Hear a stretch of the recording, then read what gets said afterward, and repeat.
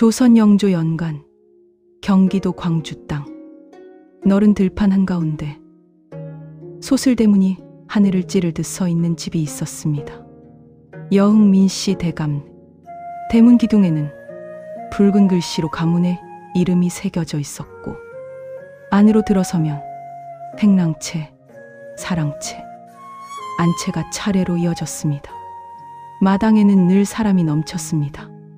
노비만 50명이 넘었고 드나드는 사람도 하루에 수십 명이었습니다.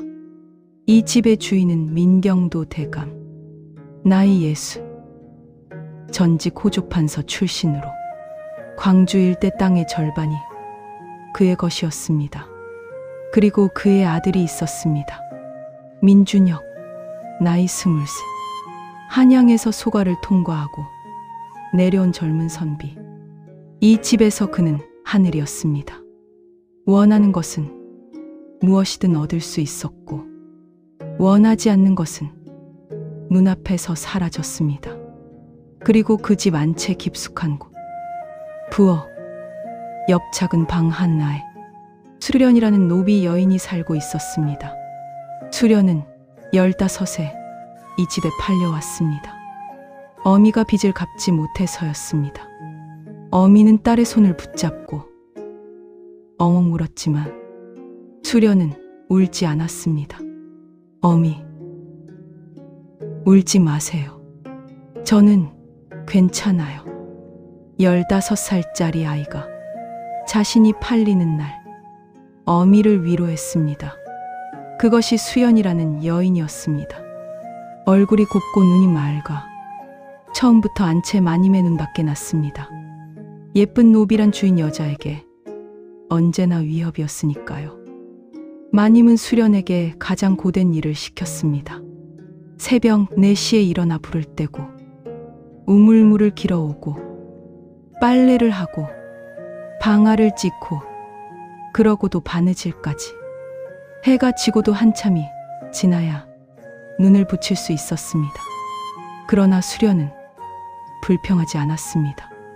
고개를 낮추고 입을 닫고 손만 부지런히 놀렸습니다.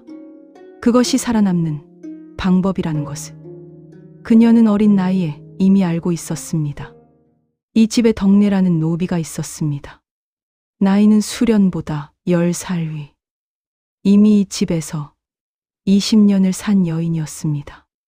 덕내는 수련을 처음 보는 날 아무 말 없이 자신의 밥 한 술을 내밀었습니다. 팔려온 첫날 밥도 제때 못 먹은 수련에게 먹어. 여기선 빠르게 먹는 놈이 임자야. 수련은 그 밥을 받으며 처음으로 눈물이 날 것 같았습니다. 꾹 참았습니다. 덕내는 이 집의 모든 것을 알고 있었습니다. 마님의 성깔, 대감의 버릇, 도련님의 약적. 어느 날 밤 빨래를 함께 멀며 덕내가 조용히 말했습니다. 수련아, 도련님 눈에 띄지 마라. 수련은 고개를 들었습니다. 왜요? 덕내는 대답 대신 자신의 손목을 내밀었습니다. 오래된 흉터가 있었습니다. 수련은 더 묻지 않았습니다. 그날 이후 수련은 더욱 조심했습니다. 도련님이 있는 공간에 얼씬도 하지 않았습니다. 밥도 일부러 늦게 먹어 마주치는 일을 피했습니다. 그러나 피할 수 없는 것이 있었습니다. 그해 가을, 집안에서 혼례 준비가 시작되었습니다. 민준혁의 혼처가 정해진 것이었습니다.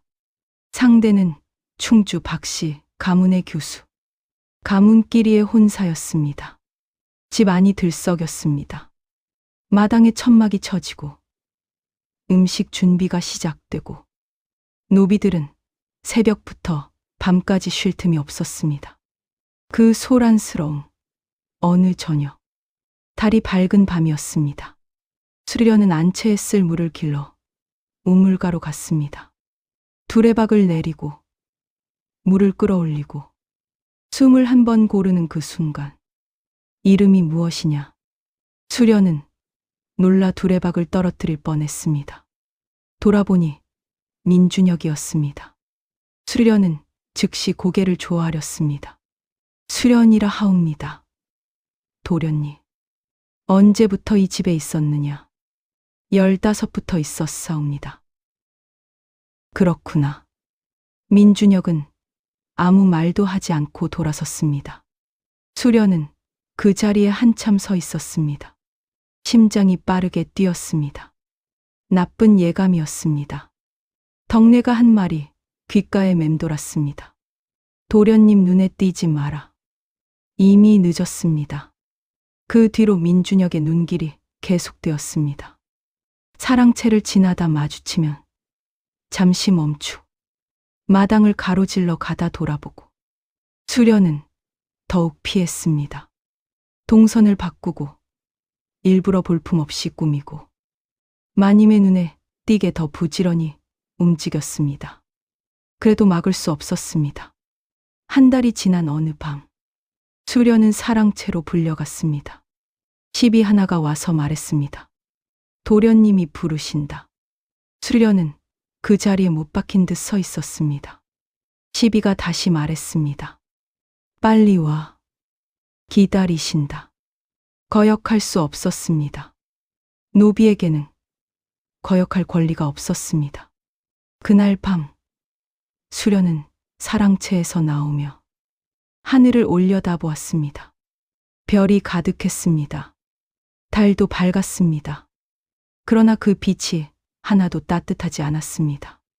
수련은 그날 이후로 다시는 밤하늘을 올려다보지 않았습니다. 그것이 한 번으로 끝나지 않았다는 것을 여러분은 짐작하실 것입니다. 이듬해 봄, 수련의 배가 불러왔습니다.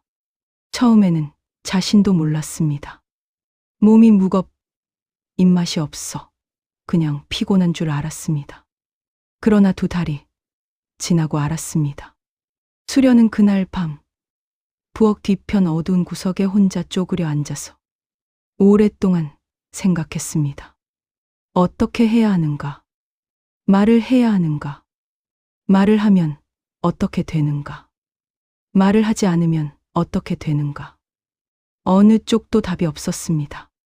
그녀는 말하지 않기로 했습니다. 두꺼운 치마로 배를 가리고 죽을 힘을 다해 아무 일도 없는 척 했습니다. 그러나 덕내는 알아챘습니다. 어느 새벽, 덕내가 수련의 손을 꽉 잡았습니다. 수련아, 나한테 솔직히 말해. 수련은 오랫동안 아무 말도 하지 않다가 고개를 끄덕였습니다. 덕내의 눈에 눈물이 고였습니다. 이를 어째? 그것이 전부였습니다. 둘 다 더 이상 말이 없었습니다. 말이 필요 없었습니다. 5달이 지났습니다. 아무리 감추어도 이제는 한계였습니다. 마님의 눈은 날카로웠습니다. 안채 시비 하나가 나님에게 귀띔했다는 말도 있었고 마님이 직접 알아챘다는 말도 있었습니다. 어느 날 저녁 마님이 수련을 불렀습니다. 이리 와서 서 봐라. 수련은 방 안으로 들어섰습니다. 마님은 수련의 배를 보았습니다. 그리고 잠시 침묵이 흘렀습니다. 그 침묵이 폭풍전의 고요였습니다. 네, 이 천한 것이 감히. 마님이 일어났습니다. 그날 밤 수련은 매를 맞았습니다. 사람들이 보는 마당 한가운데서 수련은 배를 가리며 쓰러지면서도 소리를 지르지 않았습니다. 태어나지도 않은 아이에게 그 소리가 닿을까봐, 그 공포가 전해질까봐 이를 악물었습니다. 덕내가 멀리서 보고 있었습니다. 무언가를 할 수 없는 자신이 죽고 싶을 만큼 무력했다고. 나중에 수연에게 말했습니다. 그래도 아이는 태어났습니다. 7달을 채운 이른 새벽, 덕내가 곁을 지켰습니다. 작고 붉고 힘차게 울었습니다. 수련은 그 울음을 들으며 처음으로 웃었습니다. 매를 맞던 날도, 사랑채로 끌려가던 날도, 단 한 번도 흘리지 않았던 눈물이 그날은 멈추지 않았습니다. 덕내가 아이를 수련의 품에 안겨주며 말했습니다. 사내 아이다. 수련은 아이의 얼굴을 보았습니다. 너는 나보다 잘 살아야 한다. 그 아이에게 세상에서 처음으로 한 말이었습니다. 사흘 후 민준혁이 결정을 내렸습니다. 혼례를 앞둔 그에게 노비 여자가 낳은 아이는 그저 귀찮은 짐이었습니다. 저 계집을 팔아라. 아이는 버려라. 마님은 기꺼이 그 명을 따랐습니다. 시비 둘이 수련의 방으로 들어와 아이를 빼앗으려 했을 때 수련은 처음으로 소리를 질렀습니다. 이 아이만은 제발. 발버둥 쳤습니다. 물었습니다. 할퀴었습니다. 매를 더 맞았습니다. 그래도 아이를 놓지 않았습니다. 결국 협상이 이루어졌습니다. 협상이라 부를 수도 없는 것이었지만 아이를 데리고 나가는 대신 수련은 다시는 이 고을 근처에 얼씬도 말아야 했습니다. 민준혁은 그 자리에 없었습니다. 그 결정을 내린 뒤 이미 사랑채로 들어가 버렸습니다. 마지막으로 수연을 보지도 않았습니다. 22살. 수련은 갓난아이를 등에 업고 그 집 대문을 나섰습니다. 덕내가 몰래 따라 나와 수연의 손에 보자기 하나를 쥐어주었습니다. 쌀 한 듯밥과 엽전 몇 잎이었습니다. 덕내가 몇 달 동안 몰래 모아둔 것이었습니다. 살아. 꼭 살아야 해. 수련은 고개를 끄덕였습니다. 뒤돌아보지 않았습니다. 뒤돌아볼 것이 없었으니까요. 단 하나 가슴 속 깊이 새긴 것이 있었습니다. 내 아이는 저 집을 밟고 올라설 것이다. 수련은 무작정 남쪽으로 걸었습니다. 아는 곳이 없었습니다. 갈 곳이 없었습니다. 가진 것이라고는 덕내가 쥐어준 쌀 한 듯밥과 엽전 몇 입, 그리고 등에 업힌 아이뿐이었습니다. 전라도 남원까지 걷는데 보름이 걸렸습니다. 중간에 쓰러질 뻔했습니다. 산에서 길을 잃기도 했습니다. 아이가 열이 올라 밤새 울기도 했습니다. 그래도 멈추지 않았습니다. 아무도 그녀를 모르는 곳, 아무도 그 아이의 아비가 누구인지 묻지 않는 곳, 그곳이 남원이었습니다. 남원 외곽 작은 마을에 방 한 칸을 얻었습니다. 엽전을 다 털어서 한 달째 방값이었습니다. 아이를 잊으니라 이름 지었습니다. 나아갈 진진, 나아가라. 앞으로만 나아가라. 삭바느질로 시작했습니다. 처음에는 일이 없었습니다. 아무도 모르는 곳에서 아무도 모르는 여자였으니까요. 문을 두드렸습니다. 저 바느질 잘합니다. 한 번만 맡겨보십시오. 거절을 10번 넘게 당하고 나서야 어느 포목전 주인이 마지못해 일감을 주었습니다. 수련은 밤새 바늘을 움직였습니다. 솜씨가 좋았습니다. 한 번 맡긴 사람은 다시 찾아왔습니다. 입소문이 났습니다. 그렇게 조금씩 일이 늘었습니다. 그러나 여전히 빠듯했습니다. 밥을 굶는 날도 있었습니다. 그런 날이면 수연은 진이에게 말했습니다. 배고프지? 조금만 기다려. 우리는 지금 올라가는 중이야. 진이는 어릴 때부터 울지 않는 아이였습니다. 마치 어미의 사정을 아는 것처럼 겨울이 되면 방의 불을 충분히 떼지 못했습니다.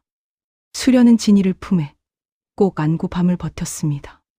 손이 트고 눈이 침침해지고 어깨가 굳어도 바늘은 멈추지 않았습니다. 진이가 5살이 되던 해 수련은 인근 서당 분장님을 찾아갔습니다. 무릎을 꿇었습니다. 이 아이를 가르쳐 주십시오. 삭은 무엇이든 치르겠습니다. 훈장조 노인은 코웃음을 쳤습니다. 여편네가 혼자 살면서 아이를 가르쳐 뭐하게. 게다가 출신도 불분명한 아이를. 수련은 고개를 들었습니다.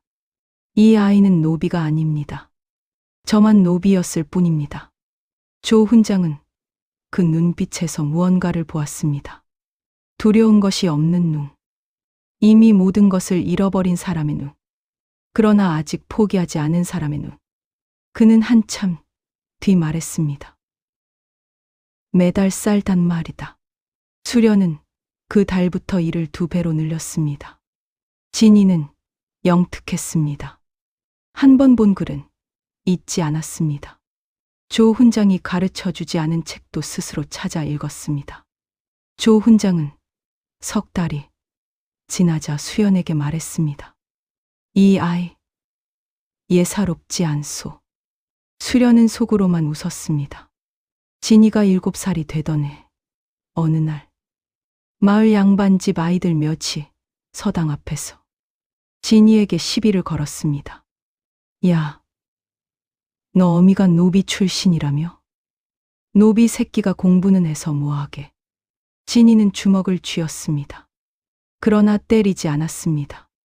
책을 들어올리며 말했습니다. 나는 과거에 급제할 것이다. 그때 너희 아비들이 내 앞에 절하는 것을 보게 될 것이다. 아이들이 비웃으며 떠났습니다. 그날 저녁 수련은 그 이야기를 듣고 아무 말도 하지 않았습니다. 그냥 진이의 밥그릇에 나물을 더 얹어 주었습니다. 진이가 10살이 되던 어느 날 밤이었습니다. 수련이 바느질을 하고 있는데 진이가 다가와 앉았습니다. 어머니. 저는 왜 아비가 없습니까? 수련의 손이 멈췄습니다. 언젠가 올 질문이었습니다. 그러나 막상 입 밖으로 나오니 달랐습니다. 수련은 한참 후 말했습니다. 내 아비는 경기도 광주 땅에 살고 있다. 여흥민 씨 민준혁이라 한다. 살아있습니까? 살아있다. 왜 함께 있지 않습니까? 수련은 바느질감을 내려놓았습니다. 그 사람이 우리를 버렸다.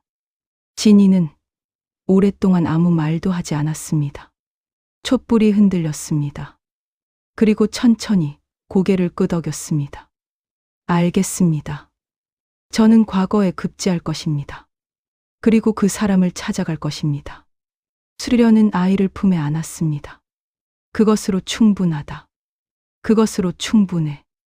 그러나 진이의 눈빛은 어머니가 바라는 것보다 훨씬 더 깊고 차가운 것을 담고 있었습니다. 진이가 16이 되던 해 조 훈장은 수련을 불렀습니다. 이 아이, 내가 더 가르칠 것이 없소. 한양으로 보내시오. 수련은 그해 겨울 진이를 한양으로 올려보냈습니다. 진이는 성균관 인근 서당에서 공부했습니다. 끼니를 거르는 일이 다반사였습니다.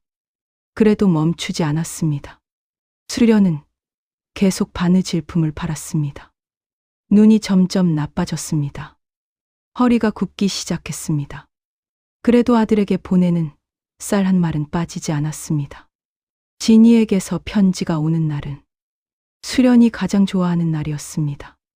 진이는 편지마다 공부 이야기를 썼습니다. 어떤 책을 읽었는지, 무엇을 깨달았는지, 그리고 마지막에는 언제나 이 한 줄이 있었습니다. 어머니, 조금만 더 기다려 주십시오. 수련은 그 편지를 읽고 또 읽었습니다. 밤새 읽었습니다.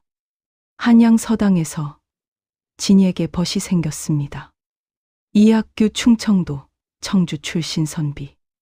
집안은 몰락했지만 재주가 뛰어난 청년이었습니다. 학규는 처음에 진이를 경계했습니다. 출신도 불분명하고 말이 없고 눈빛이 남달랐으니까요. 그러나 함께 공부를 하며 알게 되었습니다. 진이는 배움에 관해서라며 누구보다 열렬했습니다. 학교가 막히는 문제를 가져오면 진이는 밤새 그것을 풀었습니다. 그리고 다음 날 아침 풀이와 함께 돌려주었습니다. 학교는 어느 날 물었습니다. 진아, 너는 왜 이렇게 공부하느냐? 이 정도면 이미 급제할 실력인데. 진이는 잠시 생각하다 말했습니다. 나는 장원을 해야 한다. 장원. 왜? 장원이 아니면 내가 원하는 자리에 올라갈 수 없으니까. 학교는 그 말의 뜻을 이해하지 못했습니다. 나중에야 알게 되었지만 영조 39년 봄 식년문과 시험이 열렸습니다. 3,000명이 넘는 선비들이 몰려든 그 시험장에서 이진이라는 25 청년이 붓을 들었습니다. 이틀 후 방이 붙었습니다. 장원, 이진. 한양이 술렁였습니다. 아무도 모르는 이름. 출신도 불분명한 청년. 그러나 그가 쓴 글은 시험관들조차 읽으면서 멈추었다고 했습니다. 이런 글을 쓰는 자가 있었다니. 임금이 직접 불렀습니다.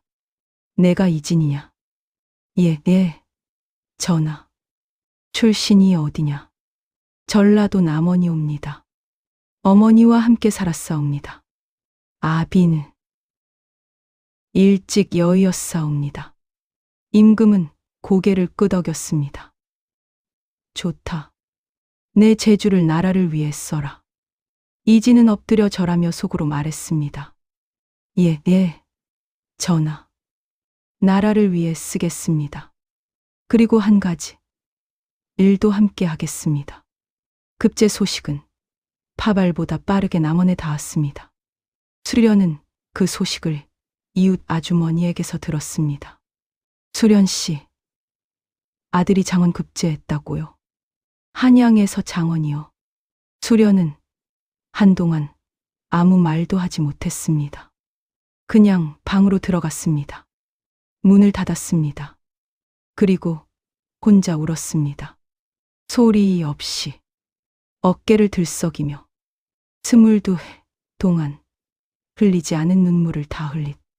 한참 뒤 일어났습니다. 얼굴을 씻었습니다. 밥을 했습니다. 아무 일도 없는 것처럼. 그러나 밥을 뜨며 처음으로 웃었습니다. 오래전 갓난 진이의 울음을 들었던 날 이후로 처음으로 홍문관 정자로 임명된 이진은 한양의 자리를 잡았습니다. 그리고 가장 먼저 한 일은 여흥민 씨 가문을 파악하는 것이었습니다. 민준혁, 나이 45, 현재 경기 감사, 아들 2, 딸 1. 집안은 여전히 탄탄했습니다. 이진은 그 정보를 읽으며 오랫동안 생각했습니다. 서두르지 않았습니다. 20회를 기다린 사람이었으니까요. 첫 만남은 우연처럼 이루어졌습니다. 물론 우연이 아니었지만 어느 조정 연회에서 이진은 민준혁과 같은 자리에 앉게 되었습니다. 민준혁은 신진 장원 급제자에게 관심을 보였습니다. 어디서 공부했소? 이정자. 남원에서 시작하여 한양에서 마쳤습니다. 출신은 미천한 집안입니다.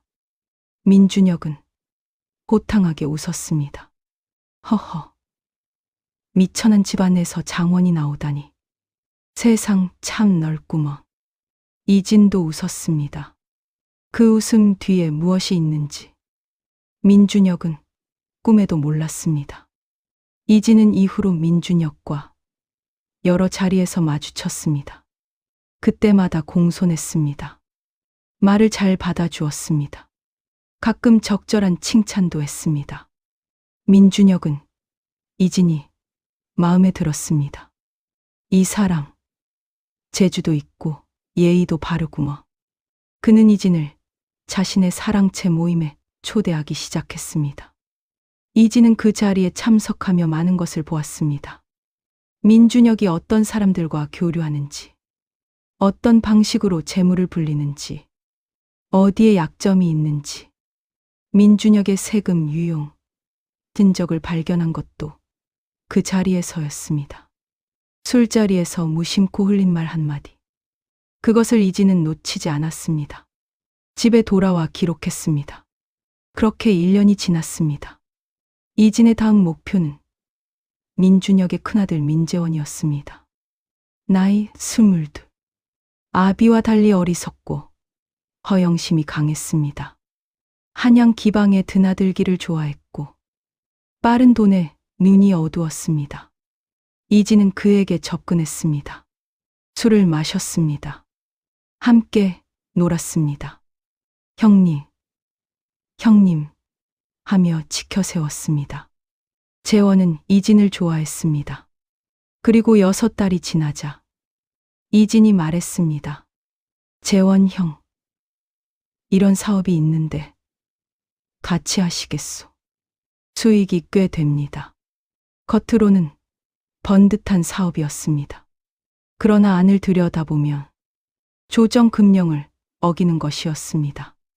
재원은 욕심에 눈이 멀어 뛰어들었습니다. 이진은 그것을 보며 생각했습니다. 이제 시작이다. 그해 가을, 이진은 잠시 남원으로 내려갔습니다. 수련은 마당에서 콩을 고르고 있었습니다. 아들이 오는 것을 보고 천천히 일어섰습니다. 쪼그라들어 있었습니다. 눈은 더 나빠졌고 손마디는 굵어졌습니다. 허리도 예전보다 더 굽어 있었습니다. 그러나 아들을 보는 눈만은 22살 그날과 똑같았습니다. 잘 지냈느냐? 예. 어머니, 밥은 먹고 다니냐? 잘 먹습니다. 잠은? 잘 잡니다. 수련은 아들의 손을 잡았습니다. 손이 두툼하고 따뜻했습니다. 자신의 손과 달리. 진아. 예. 너는 지금 무슨 생각을 하고 있느냐? 이진은 오랫동안 어머니의 손을 바라보았습니다. 어머니 고생의 값을 받으러 가는 중입니다. 수련은 눈을 감았습니다. 그것이 내 삶을 삼키지 않기를 바란다. 삼키지 않을 것입니다. 저는 어머니의 아들이니까요. 그날 밤 두 사람은 오래도록 아무 말 없이 앉아 있었습니다. 촛불 하나를 사이에 두고 그것으로 충분했습니다. 남원에서 돌아가는 길, 이진은 잠시 광주를 들렀습니다. 덕리를 찾기 위해서였습니다. 수련에게서 이름을 들었습니다.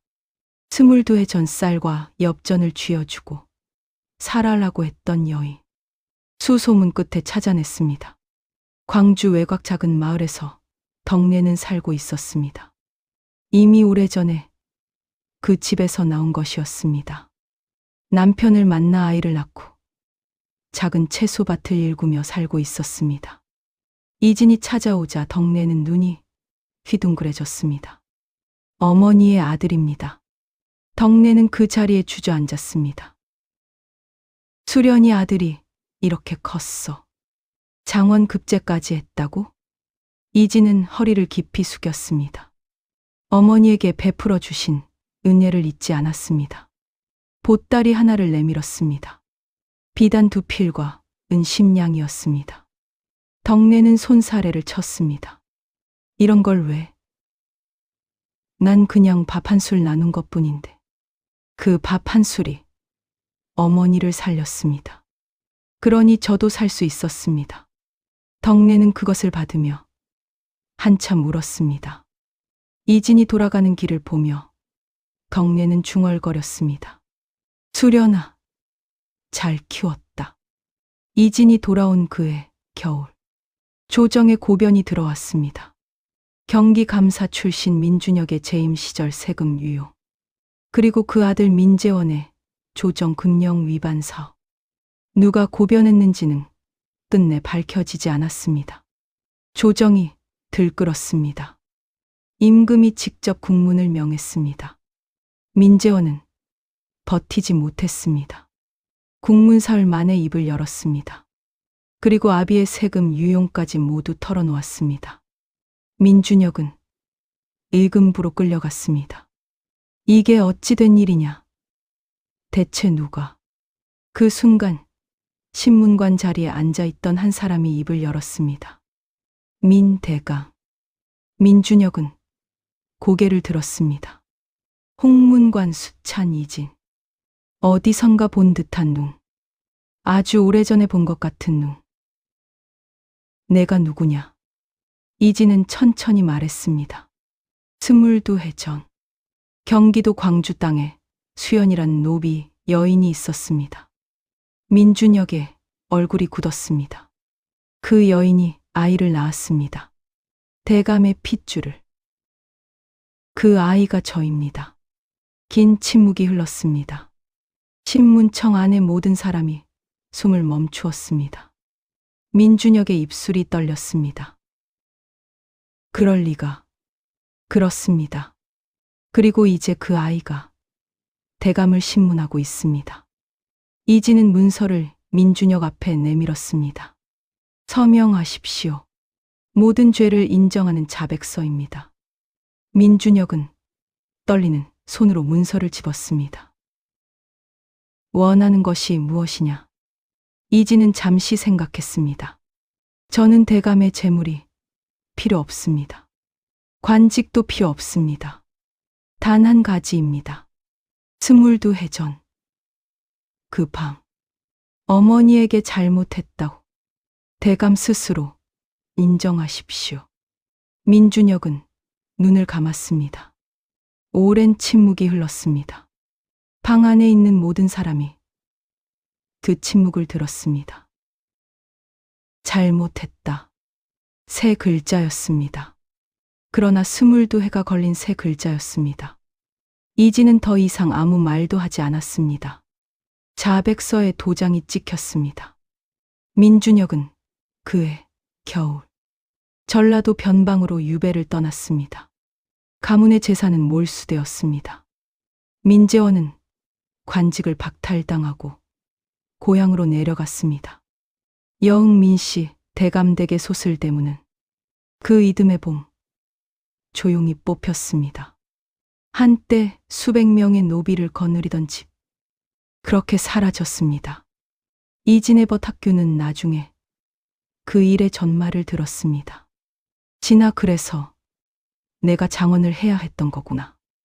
이진은 웃지 않았습니다. 어머니가 20해를 버텼습니다.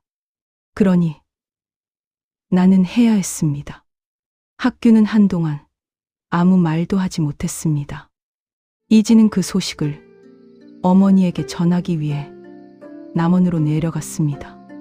수련은 마당에서 봄나무를 다듬고 있었습니다. 쑥이었습니다. 아들을 보자 천천히 일어섰습니다. 다 됐느냐? 예. 어머니. 다 됐습니다. 수련은 고개를 끄덕였습니다. 한참 하늘을 바라보았습니다. 파란 하늘이었습니다. 구름 한 점 없는. 그럼 이제 밥이나 먹자. 그것이 전부였습니다.